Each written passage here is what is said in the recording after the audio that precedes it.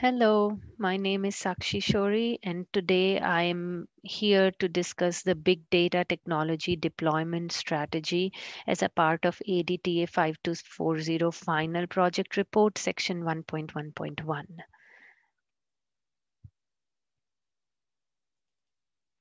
Okay, who am I and why am I here? First of all, I am the Chief Data Officer for my company, which is XYZ Inc., and I have been a CDO for last 3 years, focusing on big data problems. I support and build data solutions for my company, which is primarily focused on telecom operations. And lastly, I support internal research and development initiatives. I'm here today to share the strategy that I've been requested to move towards big data technology by migrating the legacy IT systems towards that technology. So the key business need for this migration is that we need to move from descriptive, reactive, or predictive approaches towards prescriptive approach. So when I say moving from reactive, predictive, descriptive, so these approaches deal with data processing and inefficient data gathering, right? And now the need is to move towards prescriptive data analysis by integrating situational and optimization analytics into our routines. So as you can see today, we talk about what happened, but we want to move towards the future, which is our tomorrow, where analytics will show us how we can do the business. So this is the main driving force towards the migration. The challenges that we are facing today are it's just similar to if you run a just high speed train on, say, an old railroad, right? What would the outcome be? The outcome would be a disaster, right? Because the railroad is not equipped to have a high speed train run on it, right? So similarly, to talk about the challenges, the most important or the most uh, uh, the most challenge that we face today is extremely large data sets. Now it's getting hard to deal with relational databases to handle those large data sets in terms of cost, storage, search, performance, analytics, visualization. You just name it. It's a challenge, right? Nowadays. So there is a need for parallel processing on hundreds of machines, right? ETL can't just handle within the reasonable time, or beyond 24 hours it can't even catch up, right? So all these are the challenges that we are facing towards the legacy systems, and we really need to migrate towards the big data technology.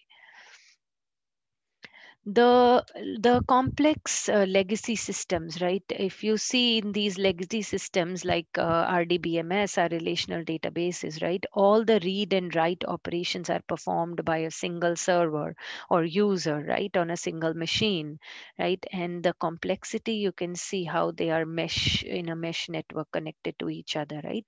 And in case if there is a machine failure, or there's a machine crash or RAM crash, or there's a power down or hard disk failure, if that occurs,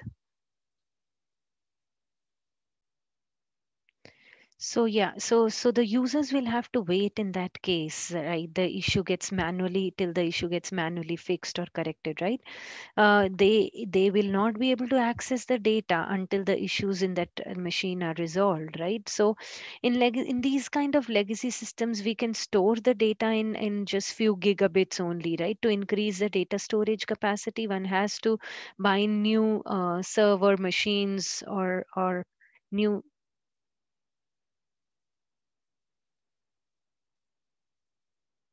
I'm sorry, new servers, right? So hence, to store vast amount of data, we have to add several number of server machines, right? Which increases the cost, right? So this is the complexity that we have in the legacy systems, right? Now what all these can be resolved using Hadoop, right? So Hadoop distributed file system can overcome all these legacy issues, right? We'll see in the further slides, how Hadoop comes to rescue for these kind of issues.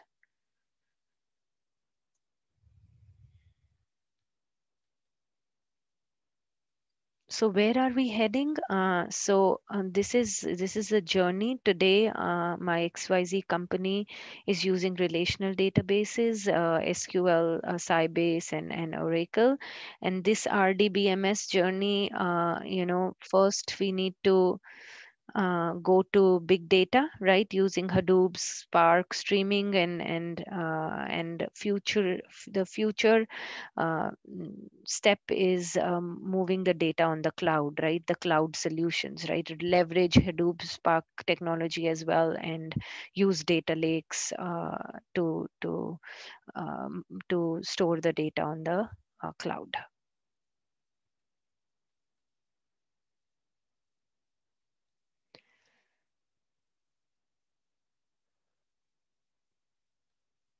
Okay, so why Apache Hadoop? So every day we generate around 2 or 3 trillions of gigabytes of data, right? And Hadoop handles these huge volumes of data very efficiently. And there are so many other benefits of Hadoop, right? As you can see here, it deals with all the three V's: volume, variety, and velocity. And it uses the power of distributive computing, right? And HDFS and MapReduce or Yarn are its main components that really works great, right? So it's highly fault tolerant, reliable, and available. So HDFS, MapReduce, they can both work with structured and unstructured or semi-structured data, as we have learned in the course. So that is why Hadoop is the best choice.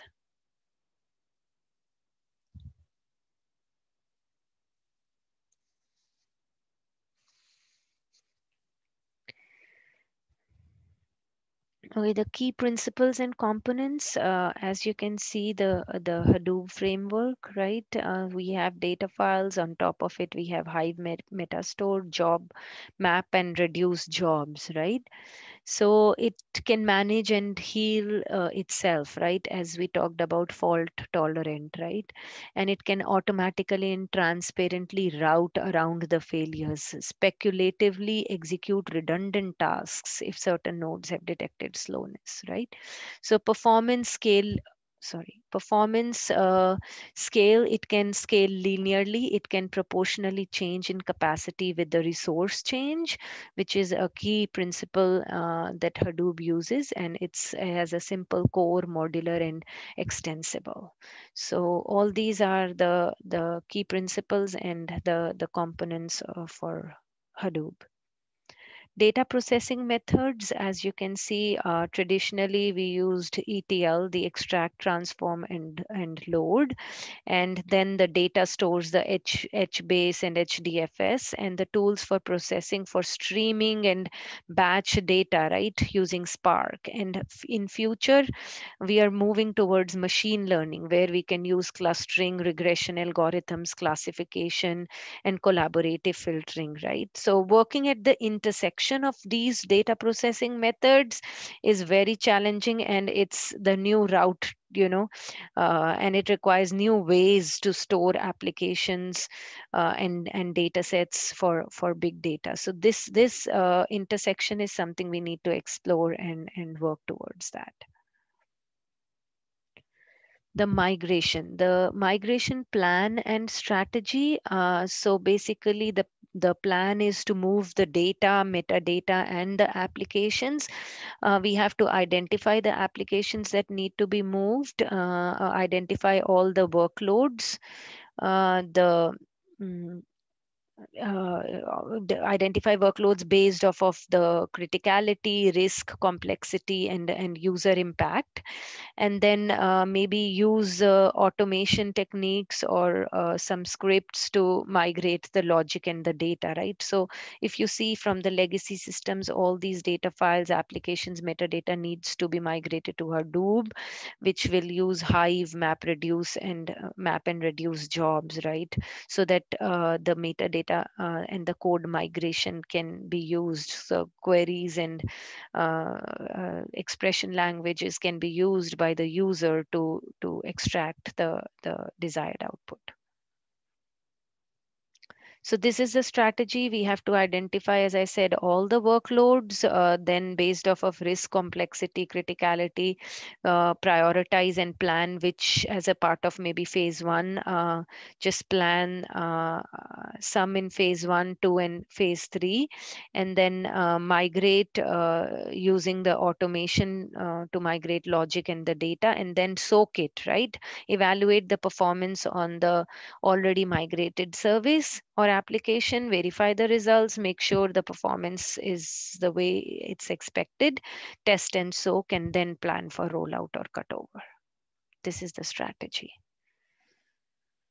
Eventually, as I showed, our future is towards data on cloud. So, data lake is something that needs to be used if you want to go for the ideal solution. The ideal is to create your own private data lake in your data center for extra control and security in your XYZ company's data center.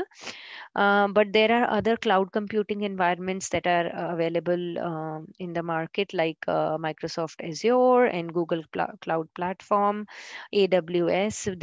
They offer pay-per usage models, so those are something that needs to be considered right now. Keeping in mind the competitiveness, pricing, bandwidth, the location of applications, how they perform after they are migrated, right? So I have used or I have chosen GCP, which is our Google Cloud Platform for this kind of migration. And if you can see, GCP provides the best services to run all these kind of applications in the cloud, as well as they have and more and very efficient tools that can actually help in the migration process to move those applications. So our eventual goal is to move from RDBMS, our legacy servers or databases, towards big data technology using Hadoop, Spark, Hive, and eventually move our data on the cloud using data lakes. Um,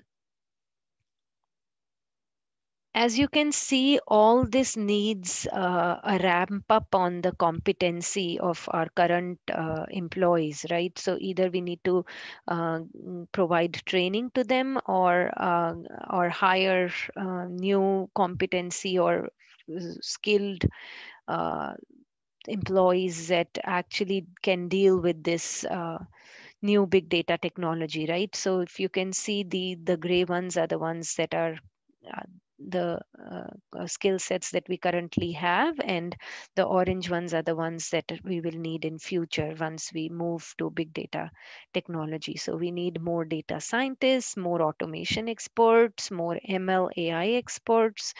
Then we need data architects, AI experts, data wranglers, and so on and so forth. So this is how the new competency plan will look like.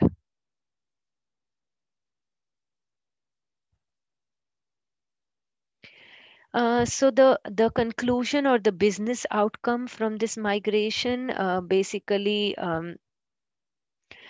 this reduces the traffic on capture, right? Like storage, search, sharing, analysis, and visualization, right? A huge amount of data could be stored, and large computations can be done in a single compound with full safety and security at a much cheaper cost, right? So this big data technology will reduce the time to market, definitely, right? And make our data available to store, stage, at one consolidated place, right? And it'll be secured if we use our data lake, private data lake, our security and data privacy will be there. And having this migrated towards this cloud and big data technology will support our future engagements for AI and ML needs, which is our machine learning and artificial intelligence needs, where the entire business wants to head towards. So that's pretty much it for the strategy, and I will come soon back with the next sections, which is 9.1.2 through 9.1.5 in my next video. Thank you.